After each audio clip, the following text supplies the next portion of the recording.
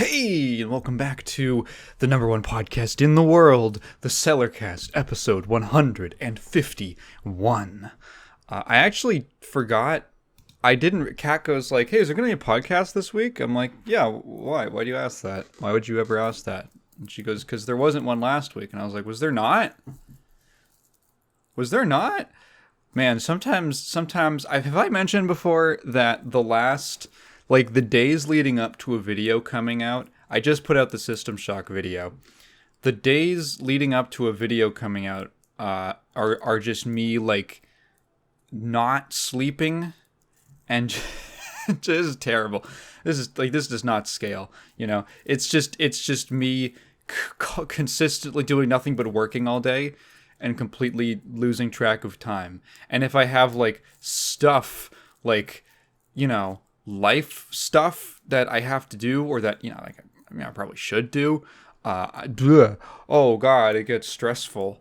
Why can't I just have no relationships or external events and just be and not get tired or hungry, and I could just work on this thing for 18 hours straight. So yeah, I totally lost track of time, and I realize now because I was like, I was filling out the notes for the topics for the week. I keep a little notepad of just stuff that I want to hit in every episode, and I was like, damn. This is a lot of stuff. Oh yeah, man. Oh wow, it's been 2 weeks. And not only that, I feel like even if there was a podcast last week, it also would have been packed because holy shit, dude. There was all these game showcases just lined up with each other. And there must have been there were 1,000 games. There had to have been over 100 games that were announced within 1 week at these events total. It was crazy. We only, Kat and I watched Summer Games Fest. We don't have any questions, so I'm just going to jump straight into the SGF, or SUGFA, as some call it. Kat and I watched it because there was going to be Street Fighter news, and I wanted to see it because I like the Street Fighters. So, we just kind of watched it on the side. We were just kind of casually watching it and riffing on it. And a couple things. So number one, I think it's really funny that, all right, so Jeff starts talking, and this is awesome because every single person I think had the same reaction to this, because we had it. I watched Coney's reaction stream to it, or the highlights video on his YouTube channel. He did this. I saw people on Twitter talking about having this reaction. Jeff goes, "Hey, up next, a brand new entry in the Batman Arkham series," and we both went, "Oh shit! What?" And then he finishes the sentence and he goes, "Exclusively on Quest VR." And we were like, okay. And then we just didn't pay attention. I made a tweet a little while ago because I wanted to get it on the record before it happened, because I want to look cool. I want to have a well-aged take, because I feel very confident about this. The tweet basically went something like, I don't think that dedicated gaming VR headsets are ever going to take off outside of a very small enthusiast market. And it's just going to be a little side thing for those people. Maybe until the bubble kind of pops and all of the companies funding this realize that it really isn't worth the investment, and they're just going to discontinue it. And then VR is going to be 3D glasses. That's very doomer. That's very, what is the word? That's very negative of me? There's a better word for that. whatever, you know what I mean. But I've never been that excited about VR. To me, a lot of VR has always felt kind of gimmicky. Like, it doesn't, there's very few things that I've ever seen that look like, oh yeah, that makes a lot of sense in VR. It's always seemed like something that people were more excited for because of the technology rather than the actual games. So it's like this theoretical, potential cool thing that's just never really like manifested, not fully, not in any kind of fleshed out way. I think that if VR gaming ever takes off in any form, it would be in something like the Apple Vision Pros, where it's some kind of like mixed reality digital thing, nightmare, and it would just be like mobile games. It would just be like the VR equivalent to mobile gaming, where I don't know, you got like a game running on the side, running on your wall or something like that. Because VR is for a game designer, it is such a limiting. It's so funny because like it's sold on this idea like it's there's so much potential and it's like a completely new thing, so much new stuff, and then you kind of like get into it and it's like actually this is like really limiting because like for one on like a user end there's obviously the weight problem which they've never solved. As far as I can tell, they've like never really solved getting something that feels as light as like a controller in your hands. The fact that you have to set aside an entire room of your house and set it up with sensors, and that you're basically like completely locked in. Like it's not a really casual thing. It feels like I just sit down on my couch and I watch a movie, or I turn my console on and I play a game, and then I turn it off, or I can go make dinner. Let me go play a game while I'm waiting. I gotta wait 40 minutes for this thing to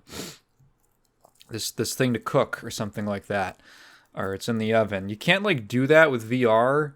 If you have kids, forget it, because you got to be on like you got to be on call at like a moment's notice. It's a big investment. You got to set aside a lot for it compared to kind of any other home entertainment thing.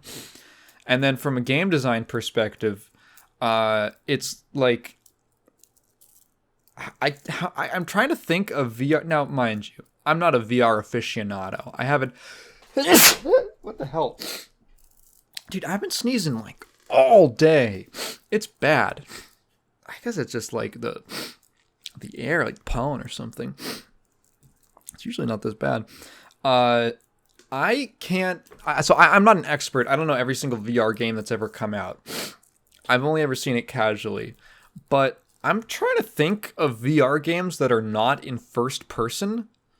And I'm kind of drawing a blank.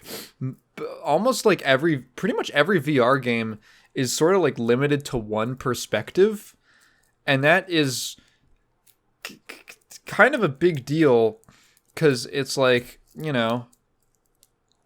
first person is cool, but like, could you make like a Baldur's Gate 3 run on VR in any way that is meaningful, right? That isn't just like, yeah, you're just looking at a screen, but like really close up.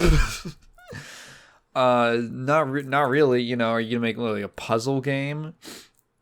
You gonna play Tetris in VR? Like, I guess you could. It's kind of like forced. It forces developers. Because it's such an extreme specific thing, like you're putting a screen on your face. Like, any game that uses it has to be from like a really specific first person perspective. And also, from what I can tell, maybe there's some games that find ways around this, but you can't really like move around in first person. Because I guess when the you have something that's that close up to the point where it's filling like your entire vision, and you're like moving around. If you see something move, if you're moving in first person, but your body is not actually moving, I think it just makes your brain freak out, and you get. I'm sure there's probably a lot of people who get big nausea from that. I think I would. So you have to be like sitting down or standing or something like that, and like in place. And most VR games that I've seen just kind of involve you teleporting around, which is, I don't know, dude. There's the promise and then there's the reality, and I'm just not seeing it materialize. Yeah, I'm not a VR guy. And I think that I feel like people that's kind of becoming a more common thing. I've always sort of felt like that, but now I feel like it's becoming a more common thing. Jeff Keighley goes, new Batman Arkham game exclusively on VR. Also the fact that like they're all exclusive titles. All of them are exclusive titles for the very specific platforms that they're on. Like there's the Meta, that's the Quest. Oculus became the Quest, and then there's like the Vive, and then there's the Valve Index. And like none of them have any kind of cross-platform at all. So maybe there's a couple, but so many of them are. It's like it's such a worse version of like it. This already existed with consoles where it's like, oh no, I gotta. There's this game that's Xbox exclusive, and there's this game that's PlayStation exclusive. Which one do I get? But at least like if you bought that, well, not counting modern Xbox, at least if you bought one of those consoles, you'd have like a lot of different games to check out. Like you could make it work. You buy a VR thing and it's like, well, we have 5 other games and they're all basically tech demos for the same hardware. Yeah, that's the word. They all feel like tech demos to me. I've just never been sold on it. Yeah. What's other Summer Games Fest thing? Interesting development. Blumhouse Games. So this, at first, I was like, what? What the fuck? And then it kind of made sense to me. So Blumhouse, for those of you who don't keep up or are familiar, Blumhouse Pictures. Can you hear my phone ringing? I'm bullying one of Kat's friends right now on the internet. She's crying right now. Blumhouse Pictures is a distributor studio. They're like a horror movie distribution company, and their whole business model is they're kind of I feel like 30 years ago they wouldn't have been weird, but now they're an outlier because their whole thing is basically just taking small horror movies, funding them, and then making like a quick profit off of it. And sometimes they put stuff out that's pretty good, and sometimes they put stuff out that's trash, but they put it out. And they are very focused. They're one of the few dedicated, like well-known, I would say prominent, like genre film distributors that are left. And that's kind of their whole model, and it's respectable. Giving smaller projects a chance and putting the name on it gives it some kind of. Somehow they've managed to. I think because they've had enough good movies with their name on it that the brand hasn't been like devalued or anything. It's not like a trash thing. It's just when they put a trash thing out, it's like, yeah, it's Blumhouse. When they put out a good thing, it's like, oh, cool, yeah, Blumhouse, good call. They're starting a game publisher, and at first, again, I was really weird. I'm trying to think of anything similar to that. Not really, and but it actually makes a lot of sense. They're just gonna do the same thing, but for horror games.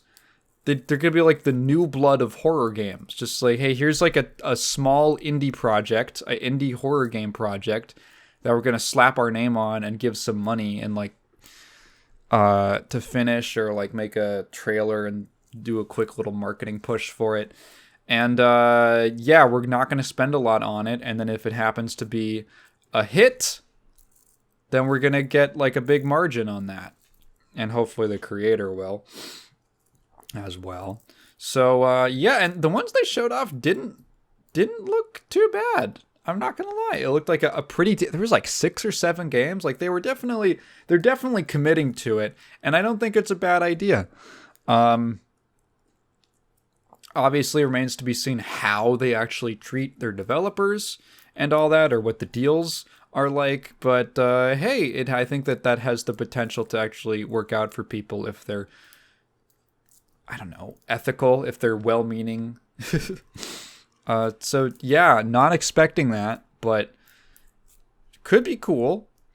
And then there was this Power Rangers beat 'em up game that got shown off, and it had a really bad first impression because they open up with this god awful flash animation.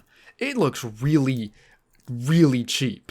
Like this was not worth the money that you spent on it. It looks like fart fetish porn, or some kind. You know that look, right? Where it's some kind of animated pornography that like, it's not the kind of thing that like someone's making themselves. Like they have to be commissioned for it. Someone has to pay them to make it. And everything's like a little grimy, and the colors are weird and a little too dark and muted, and there's that kind of gross digital gradient effect on like a lot like to like make it like imitation shading and highlighting and stuff. That's what it looked like. That's what I was thinking. I was like, this looks not good. And then they show the gameplay, and the gameplay looks like 100 times better than the animation that they commissioned. It's like this really nice looking pixel art beat 'em up. It reminds me of this like plug and play Power Rangers game that I had when I was a kid, and it genuinely looks like really good. Or at least solid. And yeah, it's just like a classic. It feels like a game that should have come out on the Super Nintendo or something. Or maybe there wasn't there? There was a Power Rangers beat 'em up on the SNES or Genesis. There was one. No, there was. But yeah, it fits into that. And I was really pleased to see that they're actually doing like cool 16-bit, not just like art style, but era stuff. Like there's Mode 7. There's a really cool Mode 7 sequence with this like vehicle stuff. And it looked awesome. You guys know I love Mode 7. I love Mode 7 effects. And I was like, damn, this actually looks really good. And then they cut back to the animation, and I'm like, stop showing that. It's not doing you any favors. It's not doing you any favors? Well, feathers. All the birds that have too many feathers on it. I got to pluck the bird of the feathers, put in my cap. So the Street Fighter 6 Season 2. If I sound weird, it's because I've gotten like a weird amount of sleep. I think I took like a 3-hour nap after being awake for like 12 hours. And before that, I had taken like a 2-hour nap after being awake for like 16 hours or something. So I don't know. I'm feeling weird. If you watched the video, if you watched the System Shock video, at the end, I sound like I'm drunk, and the reason for that is because it was like 5 a.m. and I was like, shit, I forgot to film this part. I gotta throw something together, and I just like set the camera up and just did that take, frantically. So that's why I sound weird. It's because my brain is like ceasing to function. So there was this. Who was it? Her name was. They bring up this. Jeff Keighley goes, "Welcome up to the stage, our co-host for this Summer Games Fest, Curious Joy." And I thought he was gonna say George. So much. I thought he was gonna say it so deeply. and they were gonna welcome a little monkey onto the stage, and Jeff Keighley was gonna do a bit with a monkey, but no, it was just some lady, and and her name is Curious Joy. That's her handle. And you know what? Every time they showed this lady, it was awesome. It was awesome because, like, she just always had something that I was interested in somehow. She was the one. So, okay. We'll talk about the Fatal Fury stuff first. So there was a trailer for Garou City of the Wolves, the new Garou sequel, Fatal Fury. What's Fatal Fury 6 or 7?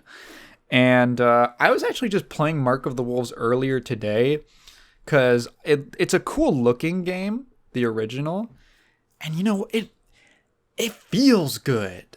I don't know if it comes across if you just watch footage of it, but that game feels good. It's some combination of the movement, like the speed the characters walk at, it feels just right. And the hit stop, like when you hit someone, just right. The way that certain things are kind of like you can get juggles after it, it feels intuitive enough. Something about that game just feels really, really correct. Like they were really in their element and they had fine-tuned all these little aspects of the experience and all the feedback and stuff. I want to play some more of that. I want to play some more of that game. So there was a trailer for City of the Wolves, and there's something like, okay, SNK. The music that they used in that trailer is the most I feel like anyone else would be like, this is like shit, because like the energy is so off from what you'd expect from like a fighting game trailer, because it's SNK, so it's like all jazz music and like there's like a saxophone and it's just like not at all what you'd expect for like a high energy fighting game trailer. But hey, it looked cool. They showed off, what is his name? Vox something. He reminds me of Freeman from the original game, like a weird, freaky serial killer looking guy. And then B. Jenny or Jeanette? It's like, I think it's Jenny, but they just spell it so weird. B. Jenny. And she looks crazy. This is the third B. Jenny 3D model. Was she in SNK Heroines? I feel like she should have been. I gotta look this up now. SNK Heroines. Is she not? The hell? No, she isn't. That's really weird. Huh. You'd think that she would be like a shoo-in. Or no, wait, is she? I genuinely can't. No, I don't think so. I feel like a image result would have come up. No, anyway. That is so weird. So yeah, this is like the third 3D model that she's gotten. And I saw like a side-by-side from like the one from 14, 15, and then this one. And she looks crazy in this game. And you know what it is? I think it's like her proportions, because her head, I think it's like, at least in like the character render, it's like a little smaller, so it makes her like bazongas look way bigger than usual. And like that, maybe the angle. She looks great though. This one's for Latin America, baby. So that was cool.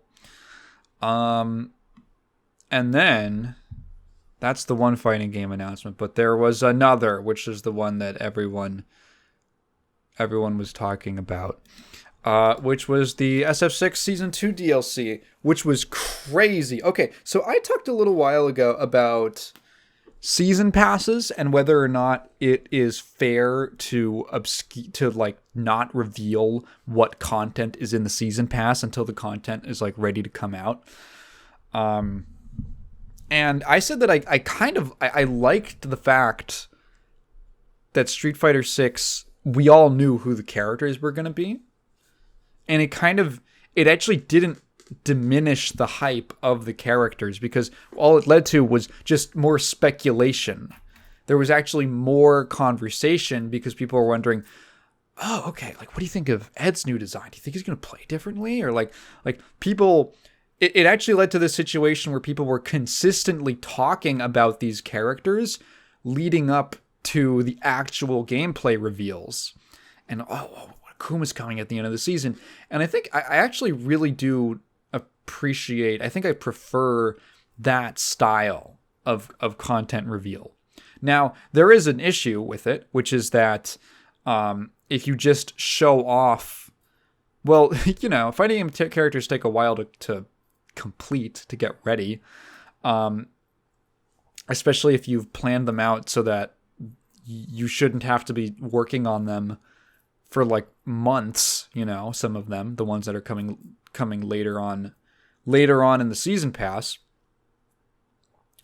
So Capcom, so I didn't know, like, okay, well, are they gonna, because what are you gonna make? Are you gonna make a trailer with like completely unfinished assets or something? And I was curious to see how Capcom would approach the second season, and if they would continue that, because their hand was kind of forced in that first season because it got leaked immediately after the game's release. And I'm glad to say they're actually continuing that strategy, and I think it's actually really paying off. I think that's actually a really good idea. So their solution to the problem of how do we show off these characters, because in the first time around, they just showed like, here's concept art. There you go. Here's concept art. This time they commissioned, and they seemed like they were a lot more prepared. They commissioned a whole 2D animated trailer for the second season, which I think went over pretty well, because you get to at least see like the designs. You get to see like what characters. You get to see the characters, their new designs, and I don't know, maybe potentially like a hint about gameplay. And then they ended it off with the most finished assets that they had, which is M. Bison, because that's, he's coming. He just came out, actually. He was trailer dropped, and then Bison was out like a week later, like a week and a half or something, really soon. Now, I can get into like some quick thoughts about the DLC characters. I say quick. I don't think it's gonna be quick. So I guess number one, the thing that freaked me out was, you're watching this trailer, and you're seeing this some kind of blonde guy walking through a city. So I saw the city, and I was thinking like, oh, is this the Garou announcement? And then you see Luke and Jamie playing on because I don't know, it was just a very SNK looking shot. I don't know how to describe it, because it was like a barrel with like a trash fire going on inside of it. Something about that's very SNK to me. And then you see Luke and Jamie playing a game inside, and totally, or Jamie's totally got like a little gay thing for Luke, and Luke does not have any idea, and I love it. Jamie totally likes it when they like play wrestle on the floor, and Luke's got no clue. Jamie's getting one over on him, or under, depending on how he likes it. So then you're seeing this guy walk up, and it's like, I thought, I was like, is it Cody? Is it Cody? That's what I thought. A lot of people thought it's like gonna be Cody, because you're like, who makes it? Who, the city shots, blonde guy, the white shirt, the white undershirt. You're like, that's like a classic Cody design, but he's the mayor. I don't know. He should be the mayor right now, I think. Actually, we're not sure what happened to him. Maybe he got reelected. Maybe he didn't. Did they confirm it in World Tour? I've got no clue. And then you see the jacket, and I went, what? No. What? No way. Huh? No. Is this like a Capcom SNK crossover? Huh? Huh? What? And dude, I straight up thought Terry bursts through the doors. And until I was convinced, there was like 5 seconds, because that's how much time I had, where I was convinced that this was Avatar costumes. That this was just going to be, you're going to get Terry Bogard Avatar costumes. Because that just seems to be all that we get. And until the camera zooms in and you see Terry. And I was like, wait, is this like a real character? Wait, is he like a real... No way, he's like a real character. And then Luke and Jamie are like, ba. And then they look up and like you see like a fan come down. And I was like, what? No, what? Hang on. Well, you gotta slow down, right? Like, and then Mai jumps down, and then you're like, what the?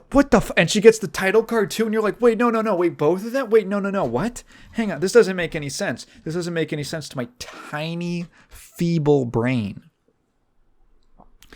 And then like, then you get a shot of like some kind of tall field of tall grass at night, and then a certain Kenyan woman looks up at the sky, and I didn't even have time to process the Terry and Mai thing, because there's a shot of Elena when she's looking up, and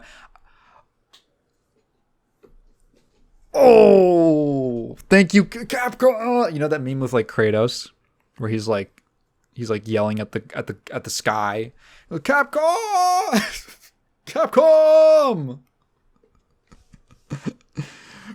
5 more years of Elena art and my soul is yours. And then the whole bison shit. Okay, so the thing with Terry and Mai, it is so... Okay, there's a couple layers to how crazy that is. So Street Fighter has never had like a true guest character in it. You can say like, X-Men versus Street Fighter, but that's like a crossover game. That's like its own game, right? Or Street Fighter cross Tekken, right? Like those are their own things. That's like saying that them in Ryu and Marvel vs. Capcom is a cameo thing. No, that's the game. Within a Street Fighter game, there has never been a character from another company. The closest they've gotten is other Capcom series, like obviously Final Fight. Final Fight is just in Street Fighter. It's basically the only way you're ever going to get more Final Fight content or like story or anything like that with those characters is through Street Fighter. And you know, like rival schools. There's like a couple different series that Capcom has just sort of worked kind of neatly tied into Street Fighter. Strider, sort of with Zeku. They have never straight up just gotten a character from another company. I don't count Street Fighter EX because that doesn't count. That doesn't count. Those were Capcom characters until he left. That's a very specific case. They've never just gotten like an actual third-party character in a Street Fighter game. And that's not unusual for fighting games. It's not unusual for that. I mean, fucking Akuma was in Tekken, right? He was a whole character with like lore and shit. And he just exists in the Tekken universe solely by himself, which I think is really funny. That's not a weird, super weird thing. SNK's had that. SNK has practically built their fighting game brand on crossovers.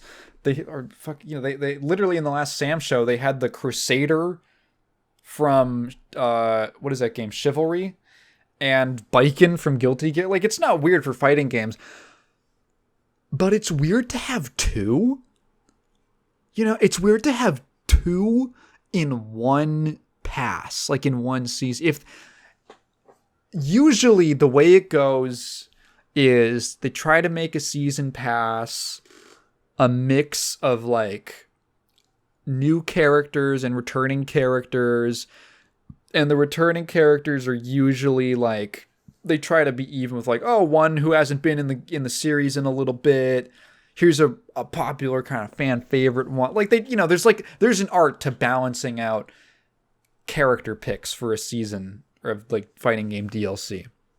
And this just like threw that completely out the window because half of the pass is 2 guest characters from the same series, from Fatal Fury, specifically Fatal Fury, because it's not Garou Terry, which I think is really, that's another funny thing. If they wanted to make it like a tie-in to City of the Wolves, it should have been Garou like era Terry with like the bomber jacket and the short hair and the beard, but no, it's like classic mascot Terry Bogard. With the cap and the ponytail and the vest and everything. Mai's basically the same in every. Has Mai ever had like a main costume switch up? Besides SNK Heroines, where she's in like a cow bikini, that was crazy when they did that. I don't think so. I think she's always just been in the same outfit. It's a classic. So it's weird, and I definitely like, okay, I would have gone bonkers for Dudley. I would have been hyped for Dudley. Honestly,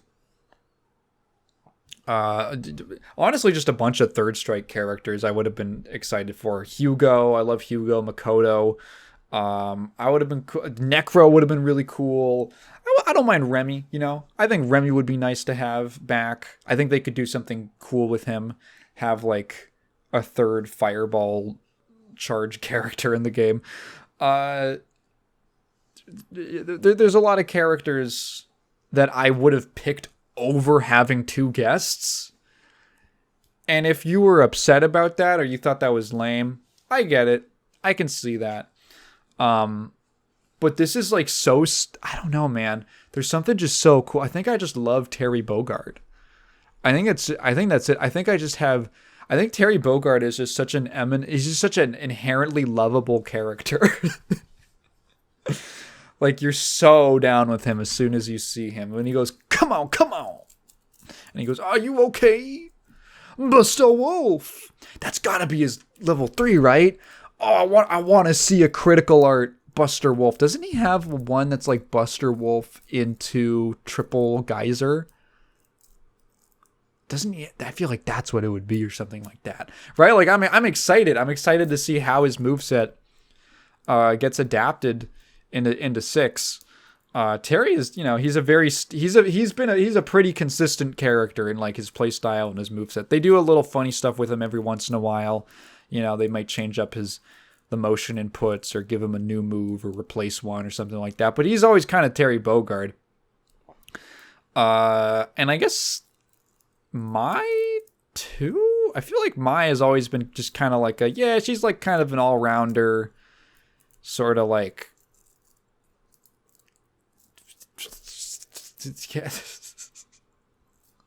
Name one Mai move. Name one Mai Shiranui attack.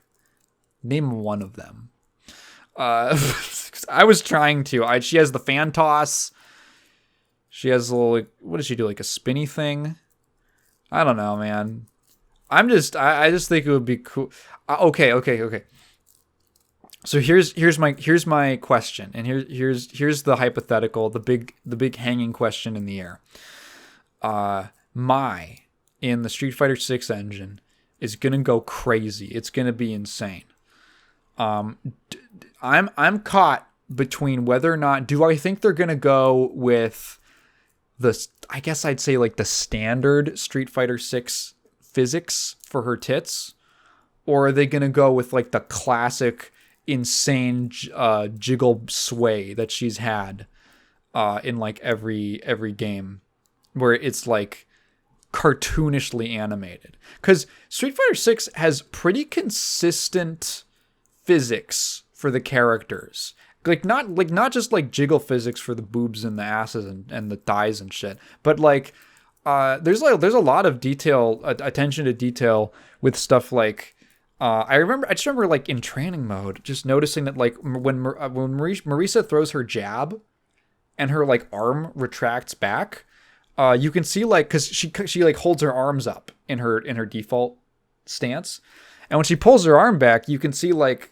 her bicep like kind of wobble a little bit. Like it's really subtle, but it's like, oh, that's a very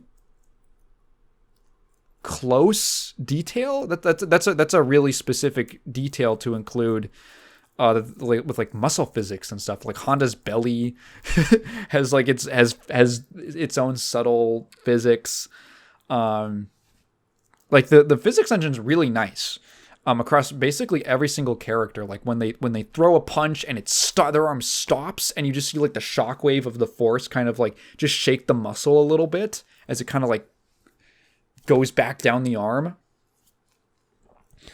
And I think like so basically the question is, how realistic are they going to make it? Because Maya's always had the most insanely exaggerated jiggle animations. I think about her KOF 13 idol pose, like her idol animation, which is like, I feel like one of the craziest ones I've ever seen. Like they are swinging. They are swinging down there.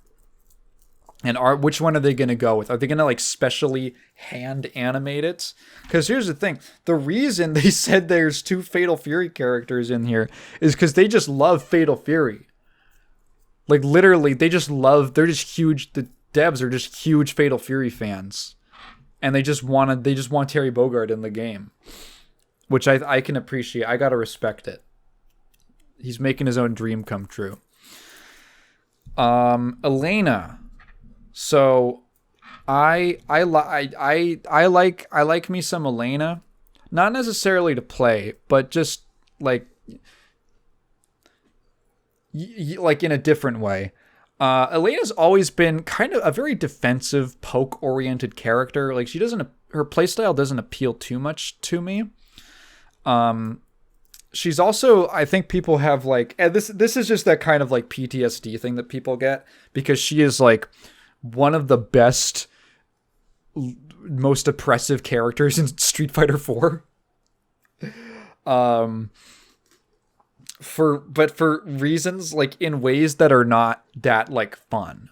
They're not that interesting. It's mostly just that like she has really good pokes. She has a weird hurt box, which makes her kind of tricky to pin down. She can convert her pokes into unreactable 50-50s from like a couple character distances away. And also the healing super, that's like the most infamous part of her. Or sorry, it's her ultra.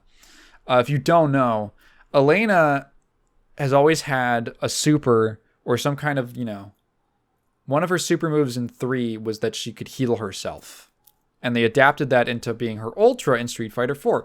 Ultras were like the comeback mechanic. Those were like your big comeback supers. And the ultra meter filled as you took damage. Now, this led to a really weird, like, mathematical situation where despite the fact that she, on paper, Elena had slightly below average health, she effectively, with her healing ultra, had like the most health she would get like the most health out of anyone else in the game. Because dealing damage to her let her heal it back with her ultra, which meant she had almost like twice as much health or something like that throughout the round, like effectively, just based off of how much she was able to heal. So that kind of just sort of it made all of that one ultra, the healing kind of made all of her strengths, all of her other strengths, which would have been good. That would have been pretty good by themselves. Just kind of like the foundation. It served as the foundation for them, where not only is she this really defensive character who's hard to get in on, who gets like a lot of reward out of like really easy to throw out pokes, but she can also just sort of win the war of attrition, and she can just outlast you. And it's a very rare archetype to see in fighting games because healing is such a rare mechanic itself. But yeah, just like Elena she's just like a slow grind you down kind of character in that game. And people hate her. They hate playing against it. And yeah, I can see that. I don't think she's going to be the same way. So people see either go, oh no, don't give her a healing, but it wouldn't matter. She could have, I could see them, if they bring it back, I could see them making it like her level 2 or I don't know, something like that. But literally, like, it's a different... Like, that super is not busted by any means in Third Strike. It's not bad. It's not bad, but it's not, like, super busted. Elaine is generally considered, like, a middle-ish tier character. Healing is not broken in that game because she doesn't get to heal for being hit. She doesn't get to erase all of the progress you've made in fighting her.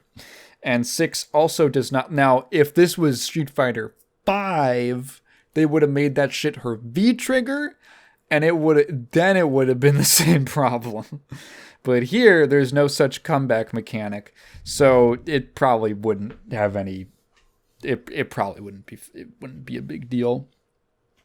That's the thing is in completely different styles of game with different systems and different mechanics and totally different metas. It turns out that the character who was strong or weak in the previous game could be completely different. Unless your name is Akuma, who is good in just about every Street Fighter game. Are there any games where he's bad? I don't even think in like the Versus games he's considered that bad. And those Street Fighter characters tend to struggle in those games.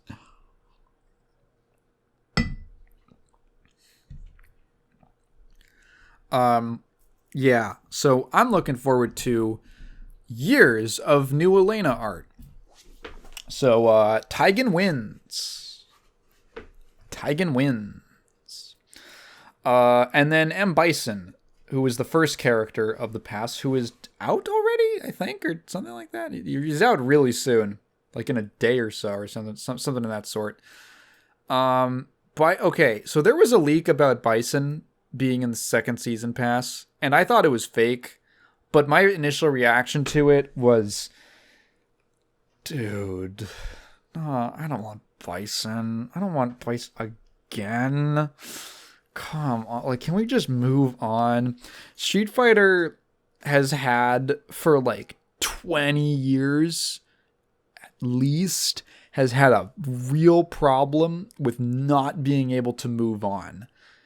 Because 2 and Alpha were so successful, and 3 was such a failure that it just, like, scared them into ever doing anything adventurous or unique or different or going out on a limb ever again until 6, right? Like 4 was like, hey, Street Fighter's back, and it's like a throwback thing. And then 5 was like, it's still a throwback thing. We're not moving on, guys. It's another 7 years of fucking M. Bison and Shadowloo and all this bullshit that we've been doing for years. And then he finally dies at the end of that game's story.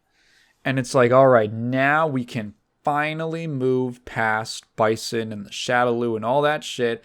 And Street Fighter 6 comes out, and it's JP, new villain with a new he's still like he's like related to Shadowloo, but he's like a different guy. It's a different thing, right? There's still Ed, there's still, all these characters who have ties to Bison, but they're everyone's moving on, and people are the characters are changing and growing and all that. And then you're like, Bison's back, and I'm like, dude, please, can we just be done with this fucking guy? Can we be done with this guy? And I heard someone raise a point that I think is like, I guess I kind of have to agree with it, which is that Bison has been in so many of these games for so long that he's one of those characters who, at this point, it's almost like he sort of has to be in the game for gameplay purposes, because there's people who have been playing M. Bison for like 15 years. Literally, you could, if you started in Street Fighter 4, you could have been playing Bison for the last 15 years. I'm not, no joke. It's been a while. So Bison shows up, and I'm like, oh god, really? And then they get into it, and they start showing off more details of how they're doing it, and I was like, okay. I don't hate this. You kind of sold me on it. You sold me on it a little more. I'm not super jazzed about it, but I'm not upset anymore. So first of all, I want to point out the fact that Capcom fucking hates Charlie Nash. Oh my god. They hate this character. He was meant to suffer. Not only does he die twice in the Alpha series in 2 different ways because they retconned how he died in Alpha 3. They bring him back in 5 and they're like, he's going to be super important. It's like the story literally opens with Nash being revived. And like, you got to stop Bison. And he's like, I'm going to get my revenge on Bison for gunning me down in fucking New Zealand. And wants to die in New Zealand. And the whole story is like building up to Nash fighting Bison. And then because Street Fighter V story mode sucks ass and the writing is terrible and weird, that is like its own whole topic. Like that is such a weird story. The plot just goes, fuck, Ryu's gotta fight Bison at the end. So Nash dies to like weaken Bison, and then Ryu delivers the final blow, even though like he really did, he just kind of showed up, and the plot was, and the characters are like, Ryu, you're the main character, you gotta fight him. Which is so dumb. It's like, Bison has never been Ryu's antagonist. Like in a kind of disconnected way, yes. Right? Like, they do have a connection. But in terms of character motivations, there is, like, literally 20 other characters who would have just as much motivation to stop him. What about Guile, who was fucking mentored by Nash, or Chun-Li, or Juri, or fucking T-Hawk, or any of these, or Cammy, or any of these other, like, billion characters that Bison has fucked over or ruined their lives in some way. I got at this point. But no, it's gotta be Ryu, even though Ryu's actual antagonist is Akuma. That's Ryu's actual villain, is Akuma. But Akuma wouldn't be in the game because he's in the DLC, so you can't fight, you gotta fight Bison. But at least it was like, well, at least Nash sacrificed himself for a purpose, to defeat Bison once and for all. And now Bison's actually back. He's actually totally back. And better than ever, sort of, I guess. I don't know exactly what the deal is. It's like his body got destroyed, but he's in a clone of himself now. There's something really weird with Bison where they've never really acknowledged this, but Bison's whole motivation for the entire series is, I have this evil fucking psycho power, which is literally, that's what it's called. It's called psycho power. I have this evil psycho power that is like something. We're not going to explain what it is because it's Street Fighter and we don't give a fuck. And Bison is like, okay, my body is eventually going to die, but with the psycho power, I can have like an energy form and I can transfer myself into a different body, maybe. And there's like a dozen characters, probably 24 characters at this point in the series. And I'm not even joking. That's not even a hyperbole, who were meant to be backup bodies for Bison in case he died. Or had to transfer himself to another body, like if he got injured or something. And you know what's weird? Is that at least half of them are like small, sexy women. What's up with that? Capcom, what was up with that? Why was Bison like... Why was Cammy... Like, why was he like... Did he want to like possess her body? Is there something going on there? Because then he goes to like the polar opposite with like Abel. And you're like, oh, big French guy. Big French guy or tiny fat ass British woman. Or like these any number of these 12 multiracial brainwashed soldiers in skimpy tight bodysuits. One of whom is a black woman who throws spears and has a pet monkey. Bison, what the fuck was that about?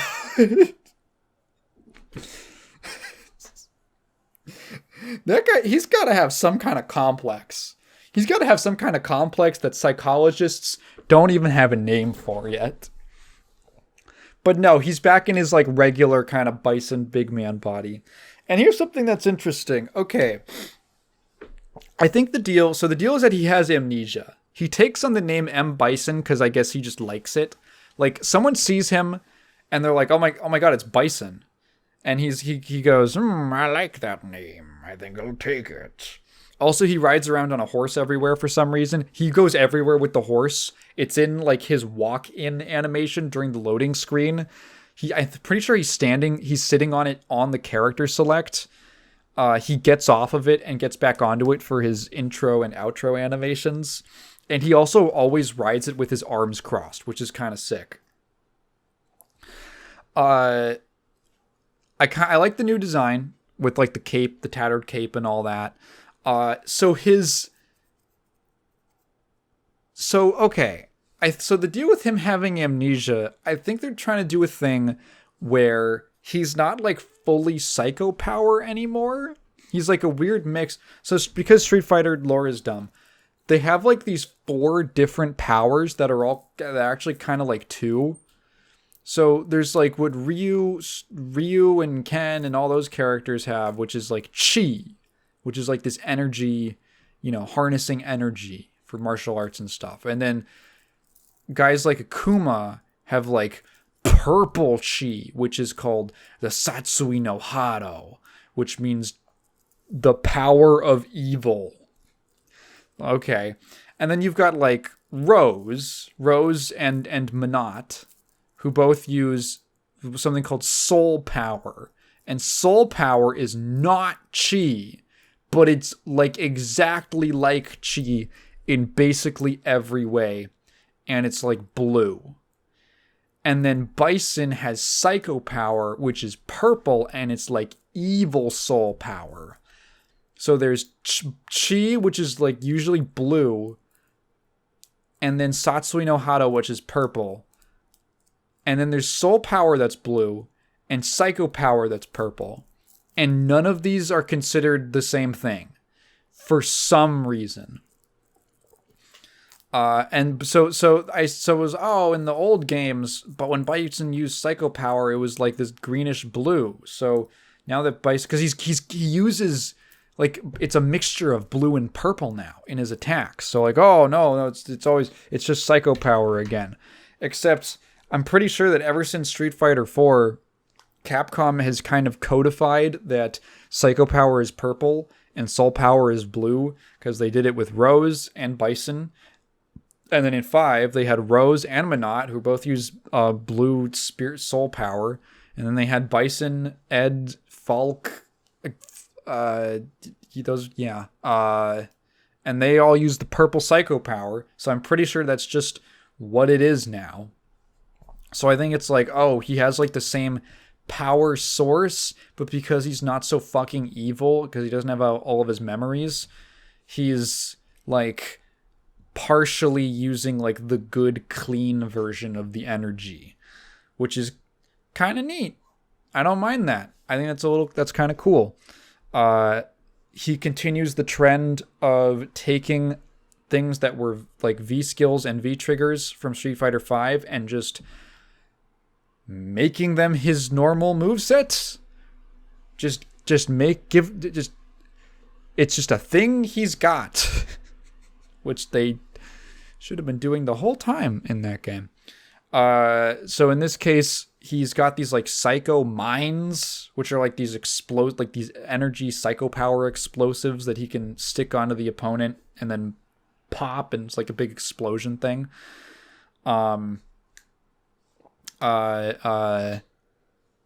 Now that's just like a part of his main game plan. And guess what? Wow. Because it's not an optional thing and it's something that he's always got, the devs can actually build his kit around it and make it feel like it's actually like a holistic character that has parts that are supposed to work together, as opposed to like, well, we have to make all of these things kind of work separately because the V skill or the V trigger can be completely swapped out for something different. No, we can actually build the character around a consistent tool set that he's always going to have, because we don't have this optional interchangeable move mechanic system thing. Anyway, so they've kind of built. So Bison's always been like a rush down, in your face bully. He's always had like really plus on block special moves where you block it and then you're like, fuck, what do I do? It feels like he's always plus. What do I do? Now they have slightly modified that to where he isn't like, he gets put in a lot of situations where he actually doesn't have like frame advantage unless you put the Psycho Mine on them and then it'll explode and you're very plus. And then you could kind of do whatever you want. So he's a bit of like a two-step character for his pressure, and I imagine for like some of his combos and stuff like that. But I kind of like that. I like that idea where if you got the setup and you're focusing on like putting the mines on them and stuff, then you can run like much more intense pressure sequences. So that's cool. I don't like this. They made scissor kicks a motion input. It's not a charge input anymore. It's quarter circle forward kick. I don't like that. That should be a back input. It just feels, that just feels like it should be a back input. It should be quarter circle back, not forward. It should be back. It's just one of those things where there's some moves that you look at and they feel like they should have a certain motion. Like, it would be weird if you had a project, like if Ryu suddenly had Hadouken on like quarter circle back. That would be weird, right? Or I don't know. I guess a better example would be, what if Hadouken was like a down up charge input? You'd be like, no, that's not right. No, don't do that. It should be back forward if it's going to be anything. That's what it feels like. It should be a forward, not a backwards or an up. Yeah. So, how do I feel about this season pass? Interesting. It's definitely kind of a ballsy move to make half of the pass guest characters. There are now more guest characters in Street Fighter 6 than Street Fighter 3 characters. And I do find that a little disappointing that I was hoping for like 5 characters this year, but it's 4. Okay. That, the game's going to be 2 years old and there will still be no Street Fighter, and 2 seasons in, and there will be no Street Fighter 3 characters. Or are there any alpha characters in the game yet? No, it's literally, there's a couple 5 characters. There's Jury.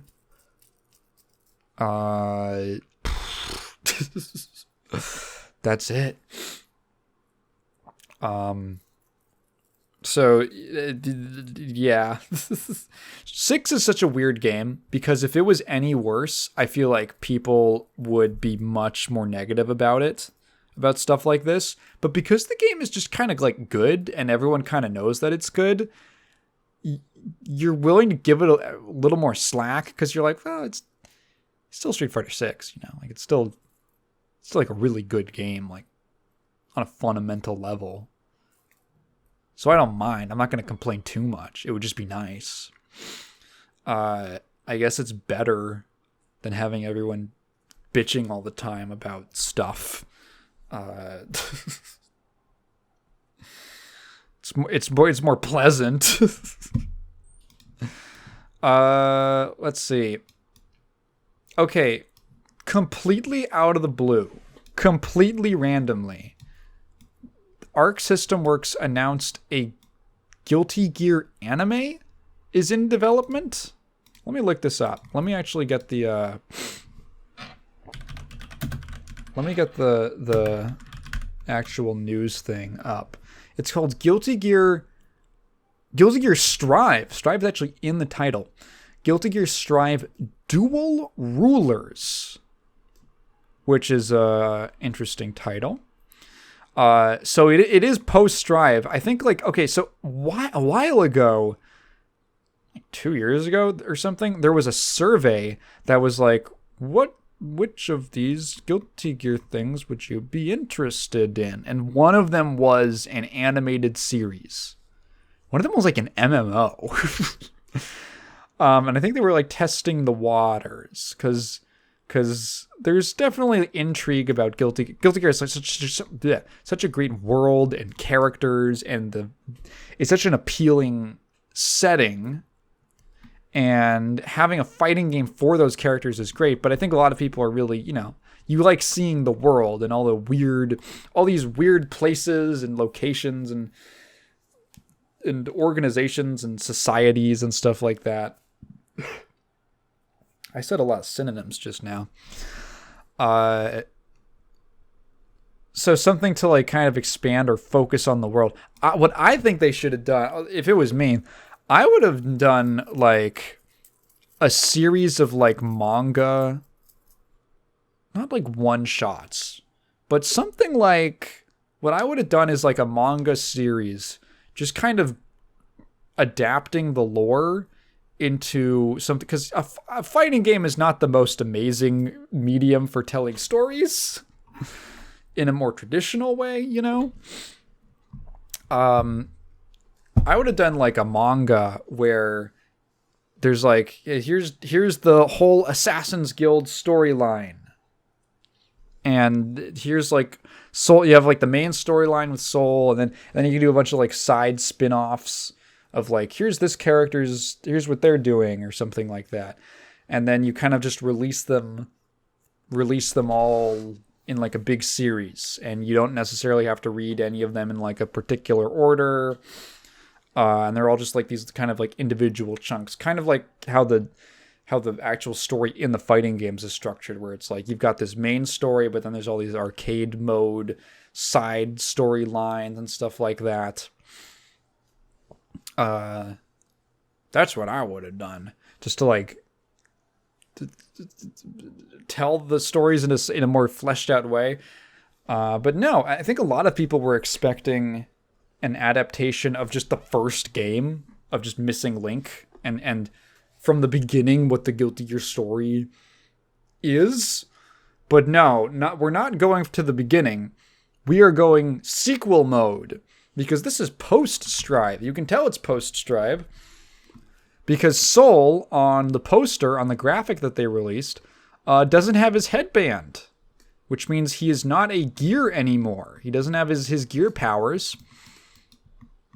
And doesn't need the headband anymore to restrain them. There's all we know is there's Soul post gear. There is Sin, his grandson, and some kind of girl in the back who has cat ears or something, or they could be part of the goggles that she's wearing. I'm not sure. Some new character, and the name Dual Rulers is interesting because it could be a complete non sequitur and have nothing to do with the actual plot. But I mean, when you think of like rulers in Guilty Gear, there are multiple characters on the roster in the series, like playable characters, playable fighters who are like monarchs or presidents. Chip is the president of his own country, his own ninja country. Kai and Leo are both kings. Not actually, Kai isn't. Ooh, maybe that's what it is. Because Kai is not. Kai renounces the throne at the end of the Strive Another story. So that could be like, maybe that's what that is. I don't know. This is all pointless speculation. The studio that's doing it is, what are they called? Sanzigen Studios, which you might actually remember from the Find Your One Way music video from like a year or two ago. That was really cool. That was like, it was like a recap of the plot. The director, let's see, Shigeru Morikawa, who the website says is famous for Argonavis, the movie Axia, which I have never heard of. Yeah, I looked at his resume. It looks like the studio does a lot of like CG, and he has done a little bit of directing, but it's mostly like storyboard artists and like assistant directing. So this is one of his first like real solo director roles. So that's interesting. You know. And then yeah. I literally have no idea. Is this going to be CG? Is this going to be 2D? I don't know. They're going to have a thing on July 4th when we celebrate our Independence Day at Anime Expo.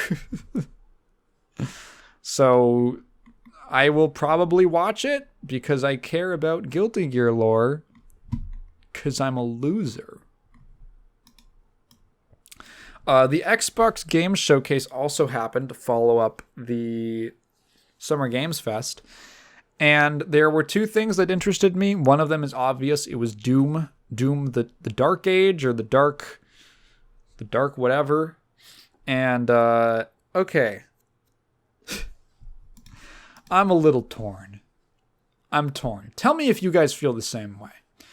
Because I watched that trailer and something inside of me just got really excited. Something about it was just like, oh, this looks so cool. Oh, this looks so cool. I want to play this right now.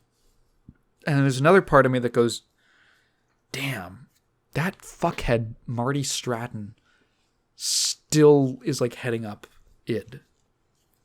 He's still in charge. That's the guy who completely fucked over Mick Gordon. And did like not just like, oh, he just fucked him over on a contract. He did like spiteful, genuinely mean shit to him. Like that felt like it was supposed to hurt him. Like the guy seems like a complete asshole. And burned the bridge with one of the most important components of the new Doom series, which is the music. So, like, that sucks. That sucks. And I don't know how to feel about that. Because on one hand, I am like, shit, you have like a chainsaw sword, like a shield. And you're like running around and you got like a shotgun and it's like medieval. And there's like a gun that crushes up skulls and shoots the fragments out as like pellets, as like a machine gun thing. That's crazy. That's so cool. And apparently the game is meant to be a lot more like heavy and on the ground as opposed to Eternal, which is really, really fast and arcadey and had a lot of aerial movement to it. There's like there's air dashing. The Doom equivalent of an anime fighter. Doom Blaze Blue. Doom Central Fiction. Doom Rev 2. And there was like an interview where they were talking about how like, yeah, there was this component of the original Doom games, which was that every single projectile mattered because you're locked to the floor and you're pretty fast in those games. But, you know, you're locked to the floor and you have a limited means of moving around. So a single big orb projectile flying at you does actually matter, and you have to navigate around that and keep that in mind and keep that in kind of your mental stack. And so they kind of wanted they want this game to be a little more on the ground and a little more focused. I'm not sure, like not just blitzing through stuff like Eternal kind of ends up being, but like focused, less stuff going on, but it's more important, if that makes sense. And I'm like, damn, they gave him like a cool fur cape and shit. He looks so cool. Oh, but that guy is still there. I have a real crisis of conscience.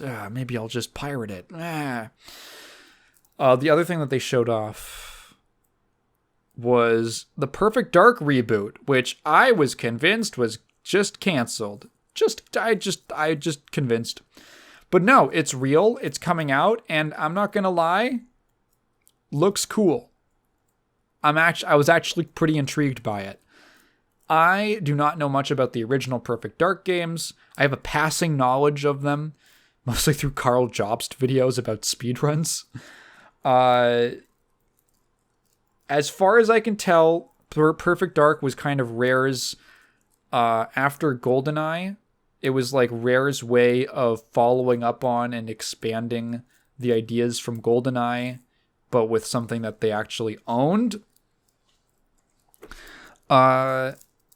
This I have seen is apparent, just judging from like online reactions, didn't strike a lot of longtime fans as being very Perfect Dark-ish.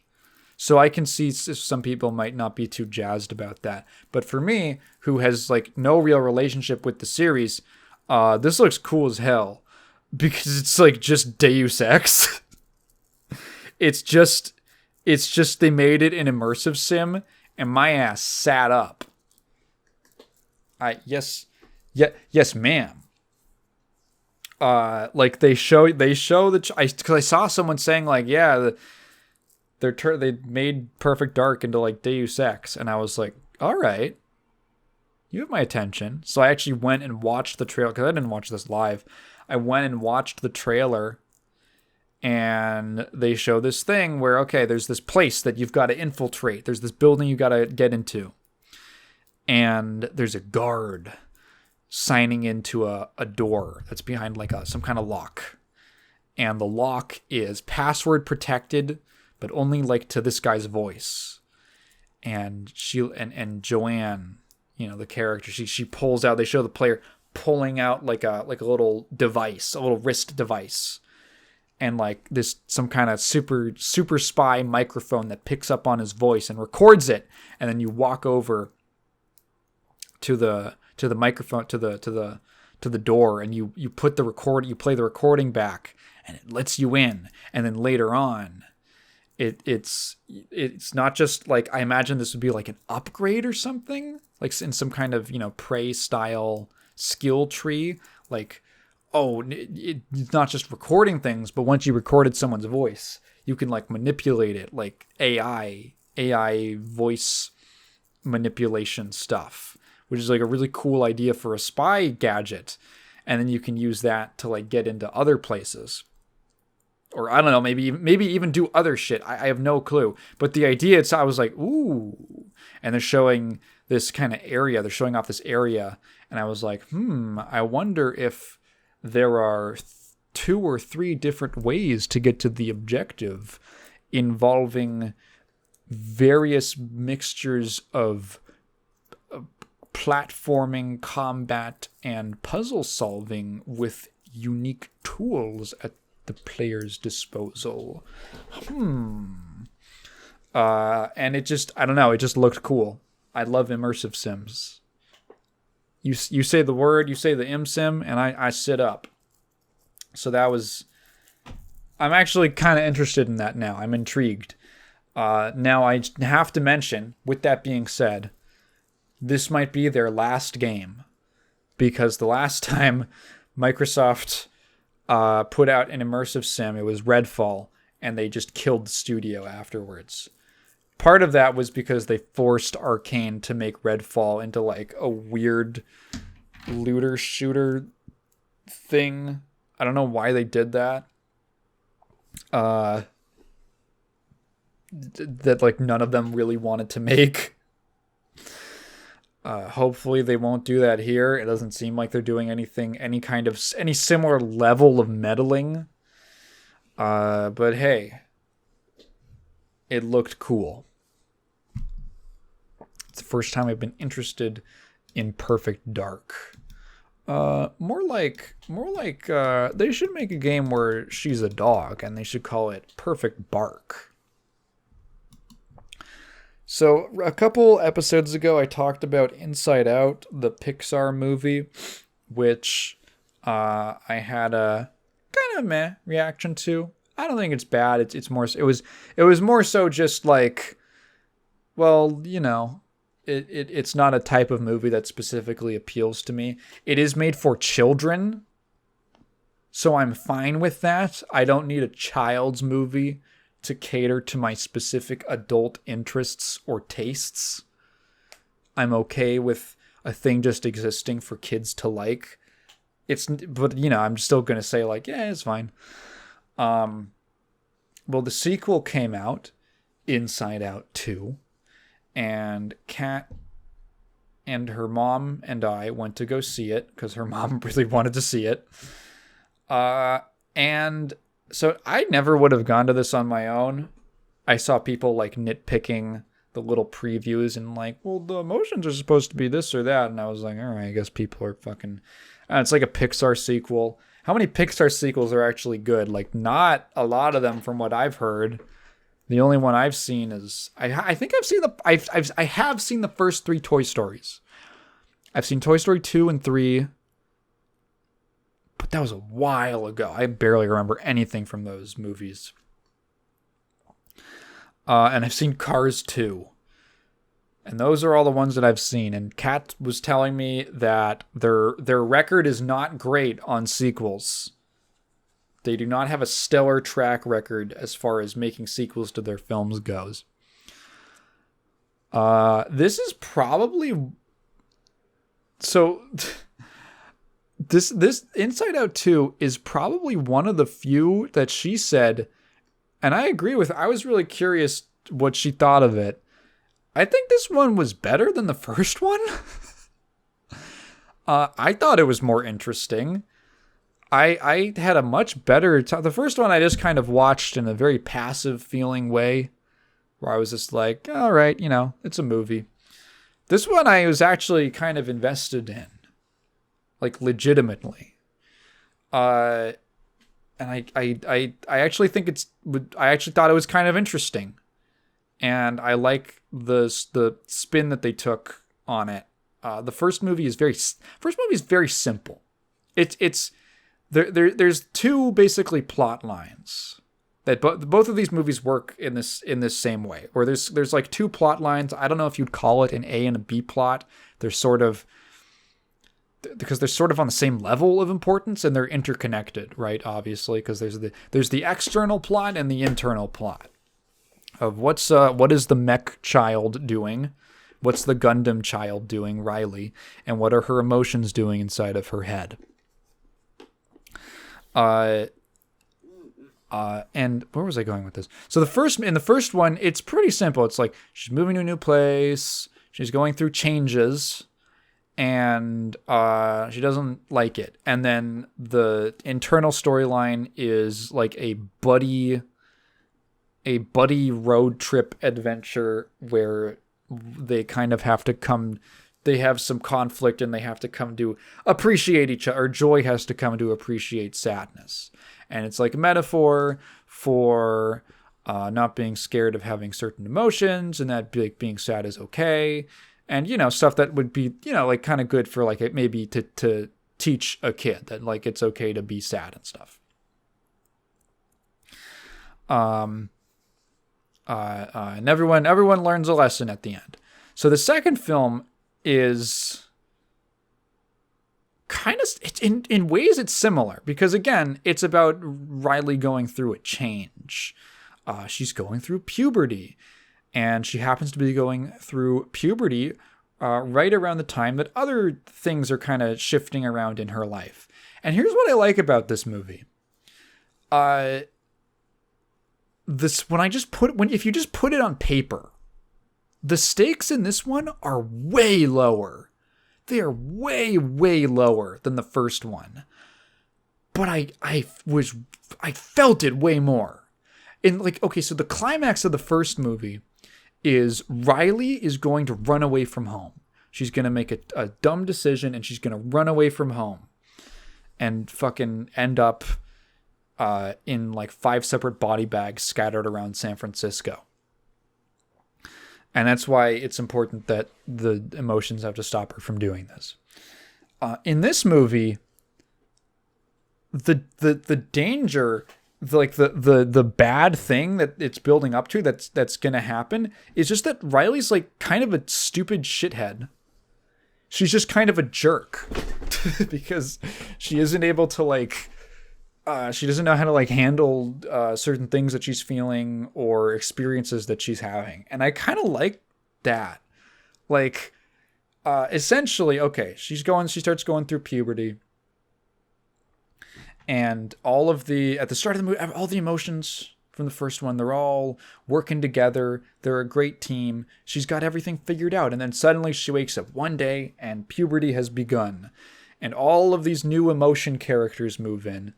And none of the main characters know what to do about it or understand it, or it's all weird and it's new for them too, which I actually liked. I actually liked that component, which is that this is new for the emotion characters as well. So it's like they're also going through something they don't know how to respond to that. And I like the conflict. I like the conflict a lot more. The villain, I guess, or the antagonist, I don't know exactly how you would categorize her, is the anxiety emotion, which I thought was funny. As someone who's had an anxiety problem in the past. But I like the villain. I like her because she's not she's not a villain. She isn't really.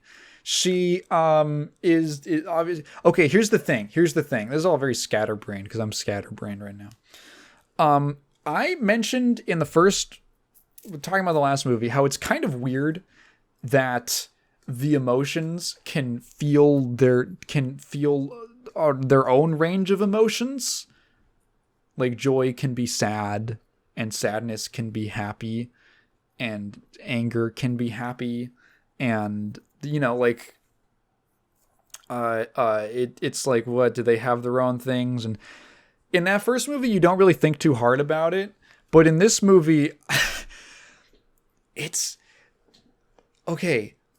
It's actually way more. It's way more where they're going through all the emotion characters. What I realized is that the way they're written, they're not emotions. They're not like abstract concepts, because emotions are sort of just like chemical reactions in your brain. They're almost like Greek gods, like how Greek gods will be the representation or like the avatar of a certain thing, which is an abstract idea. Like I'm the god of fire or change or justice or something like that, or the sky. But they are like also their own sort of people. They just represent and have power over those things. And that's kind of how the emotions work, which I think is it's a little subtle, but that's sort of what I figured out by the end. So what was I talking about? So this new anxiety character, her whole problem, the reason she's such a problem is because anxiety is an emotion that it's worrying about the future.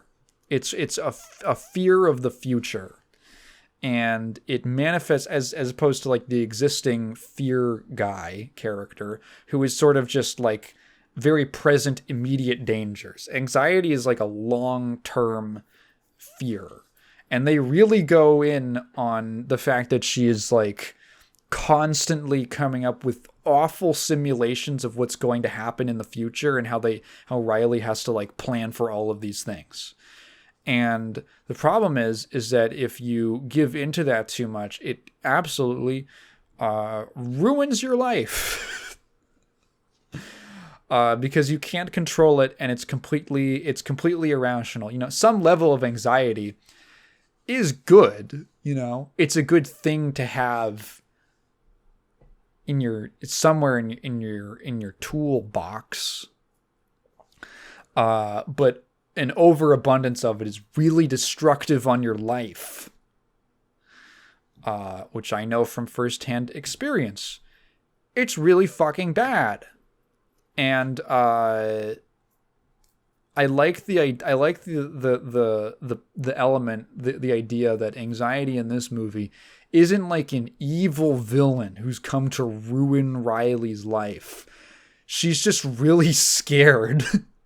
She's just really scared of what's going to happen in the future, and she thinks that this is going to lead, that planning for all of this stuff and constantly churning out horrible projections of the future is going to lead to good things happening.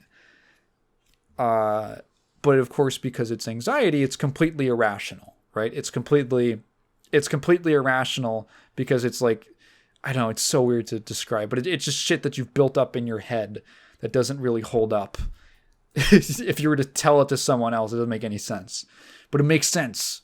It makes sense to you because you ignore certain things. You're not thinking logically. And I like that. She's not like some evil, malevolent character. She just has to be controlled. It just has to be kept in check. And I like the fact that that puts them at odds with the main characters. Because it's like, it felt a lot more like the internal and the external storylines were reflected in each other.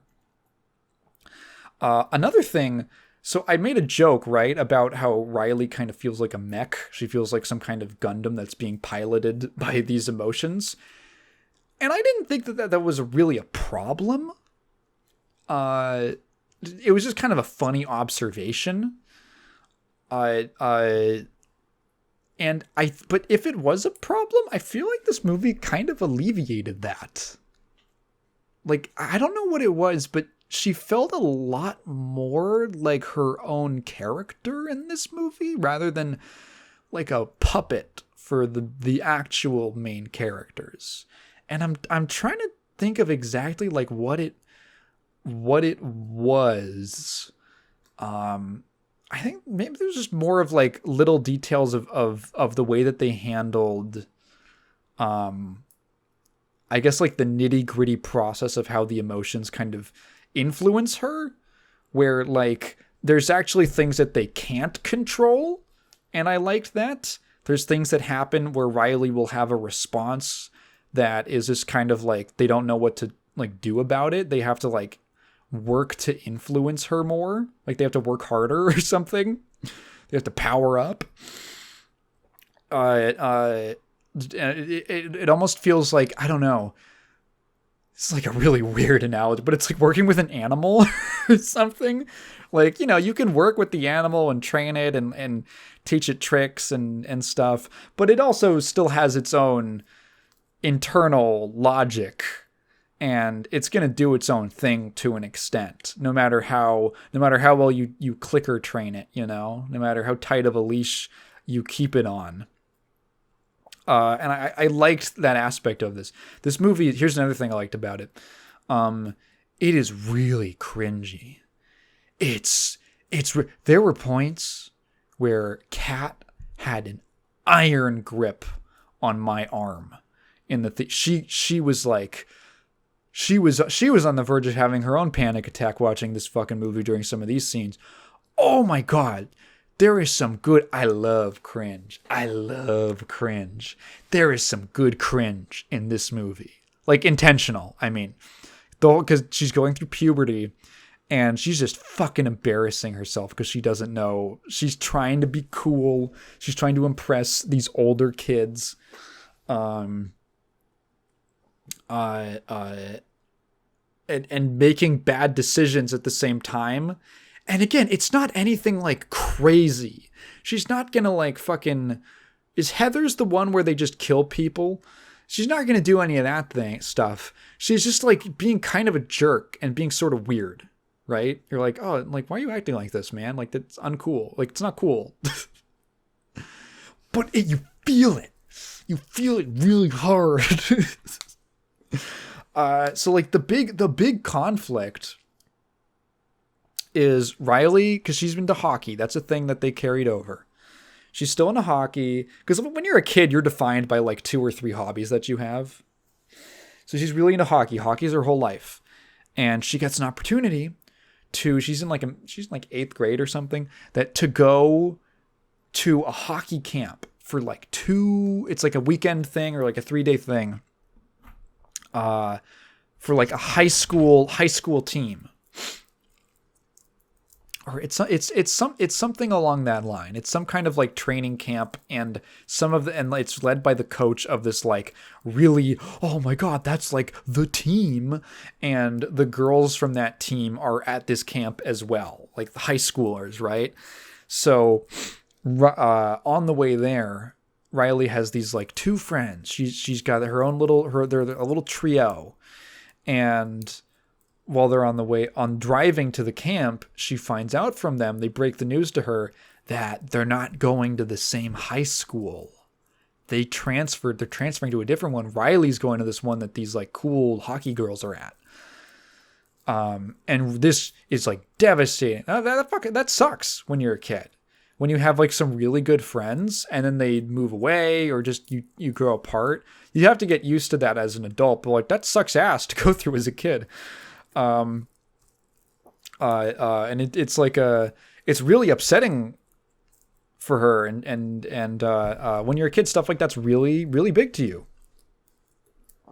So she's caught in between, but she's got these 2 days at this camp, and she's caught now between spending the last, like, okay, because it's the summer.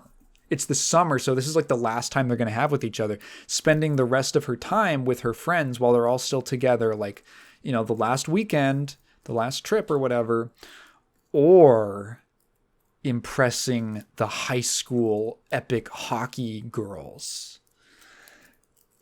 And because the main emotion guys get booted out by these new emotions who move in, and anxiety is now on controlling the reins. She's got the reins. She starts, oh my god, like what are we get? We have to impress these girls, and we have to get in with them, because when we go to high school in the future, we have to plan for the future. We need to have friends, you know, we have to be cool. And she just makes a ton of like bad decisions. Bad decisions, again, not in like a Heather's way where it's super overblown and fucking crazy. Bad decisions in like, oh god, there's a scene where she's hanging out with these girls and they're talking about, they ask her what music she likes. And she says it's some like boy band or whatever. And they're like, what? Really? And then one of the girls is like, yeah, I used to be really into them when I was in middle school. It's so embarrassing. And Riley's like, I mean, as if, dude, like, as what? I don't even, I used to, but like, they're so lame. Like, they're so lame, right? And she's being sarcastic now. That's like a new thing that's like a new emotion, sarcasm, like, whatever. I don't know. I don't care. And then like her friends come in and they're like, Riley, you love that fucking dumbass boy band. And she's like, I mean, and they're like, we literally went to their concert like 2 weeks ago. Like, you loved it. Like, you're super into that. And you're just watching it and you're like, dude, oh my God. Oh, it's great. Like, it's great. Another nice thing about this one compared to the first one is that there's a lot more character interaction among the main emotions, because those are some nice marketable characters, right?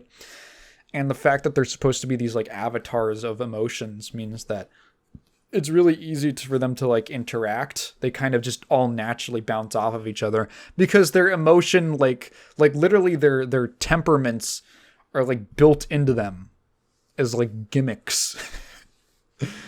But in the first movie, because it's mostly just joy and sadness, and then there's the other three who are just kind of like that was maybe my favorite part, was just watching them interact in the first movie and not really knowing what to do.